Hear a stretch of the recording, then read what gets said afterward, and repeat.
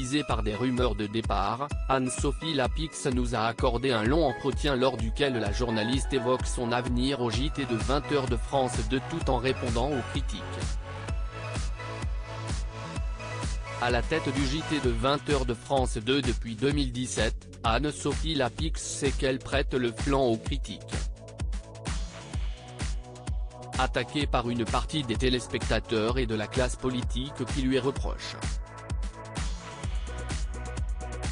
sa pugnacité en interview lors des dernières élections, la journaliste de 50 ans était visée par des rumeurs de départ depuis plusieurs mois.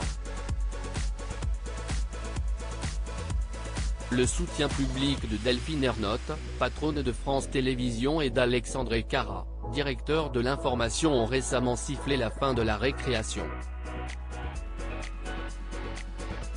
Alors qu'Anne-Sophie Lapix s'envolera prochainement pour Kiev en vue d'une soirée spéciale consacrée au premier anniversaire du conflit, le jeudi 16 février sur France 2, cette dernière nous a accordé un long entretien.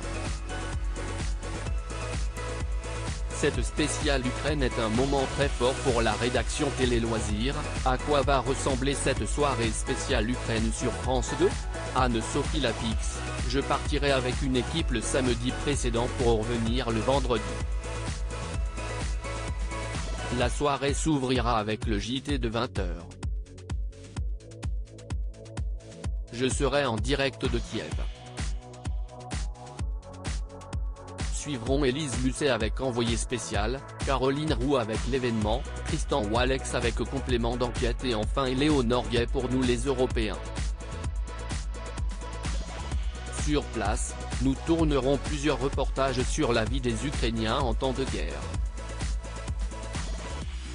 Cette spéciale est un moment très fort pour la rédaction et plus particulièrement pour les envoyés spéciaux qui couvrent le conflit avec courage. Délocaliser votre journal à Kiev s'imposait ? J'ai présenté un JT depuis l'Ukraine en mars 2022, 2 semaines après le déclenchement de la guerre.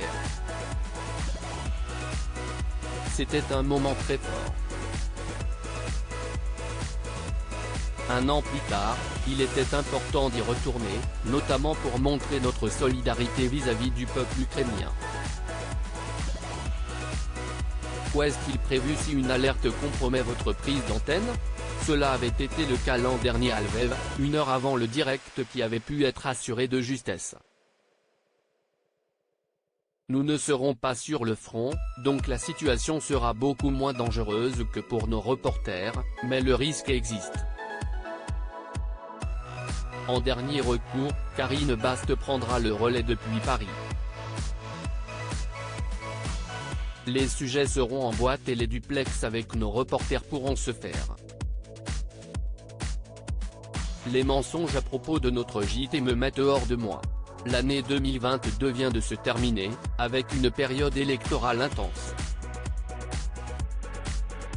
Votre style d'interview a été critiqué, dans la classe politique et par une partie du public. Comment l'avez-vous vécu ? Je n'ai pas été surprise. Le 20h est un lieu de forte exposition, surtout en année électorale. J'entends les critiques mais j'essaie de ne pas me laisser influencer par celles qui sont orientées politiquement. Comme elles viennent de tous bords, cela crée un équilibre. Elle rit, suite à des messages haineux, vous avez fermé votre compte Twitter en 2020. Envisagez-vous de le réactiver ? Pas du tout. Je regarde Twitter avec un faux compte pour suivre l'actualité, mais je n'aime pas les réseaux sociaux. Quelles attaques vous touchent le plus ? On ne s'habitue jamais vraiment. J'ai tendance à davantage entendre les critiques que les compliments. Les commentaires sur mes interviews, ma famille, ma façon d'être ou sur mon physique glissent au bout d'un moment. Mais les mensonges à propos de notre JT me mettent hors de moi. Quand on présente le 20h, on vit l'histoire en direct, on vous a reproché de trop sourire. Mon sourire a pu être perçu comme un signe d'ironie ou de moquerie. Même si ce n'est pas le cas, j'essaie de gommer ces expressions qui peuvent être mal comprises. Vous allez fêter vos 6 ans à la tête du 20h. Dans quel état d'esprit êtes-vous? J'ai toujours la même envie.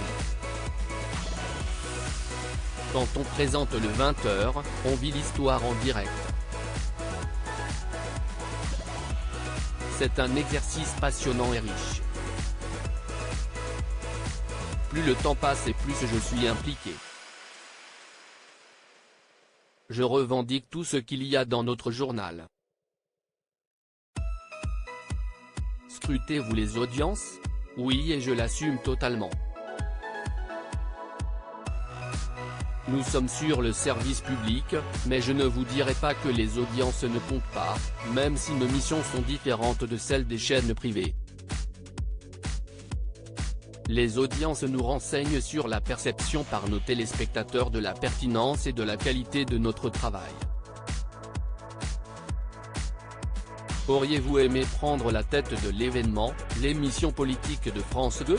Non, Caroline Roux gère parfaitement cette émission. C'est un exercice très lourd auquel je n'aspire pas. Le journal est déjà très prenant. David Pujada a vécu son départ comme un déchirement. Serez-vous candidate pour animer le débat d'entre-deux tours de la prochaine élection présidentielle? Je ne peux pas dire que je ne rêvais. De toute façon, la question ne s'est pas posée puisque j'en ai été écarté en 2022, elle rit. Je ne suis pas sûr que ce soit l'exercice le plus exaltant. Claire Chazal, Pipi Vieille, David Pujada. Ces figures du 20h ont toutes été poussées vers la sortie. Avez-vous l'impression d'être sur un siège éjectable? C'est un poste exposé avec quelques inconvénients mais, après tout, nous ne sommes pas obligés de le prendre. J'ai récemment été confirmé par la présidente de France Télévisions Delphine Ernotte, puis par le directeur de l'info Alexandre Cara. Je poursuis donc avec envie et enthousiasme. Êtes-vous toujours en contact avec David Pujada, votre prédécesseur? Non, on s'est juste revu 1 ou 2 fois. Il a vécu son départ comme un déchirement car il se sentait en totale osmose avec son journal. Oui, je reste au JT de 20h chaque année, des rumeurs vous annoncent en partance, malgré le soutien public de Delphine Ernotte. Plus vous tentez de démentir les rumeurs, plus cela est suspect. Son soutien m'a donc vraiment fait plaisir car il m'a offert un peu d'aïr. Nous confirmez-vous que vous serez bien aux 20h à la rentrée? Oui. Vous évoluerez sur un nouveau plateau, a priori plus petit? Un plateau qui permettra une plus grande proximité avec le téléspectateur mais je ne peux rien vous dire. L'actuel donne parfois une impression de froideur. Une réflexion est également en cours sur le plan éditorial.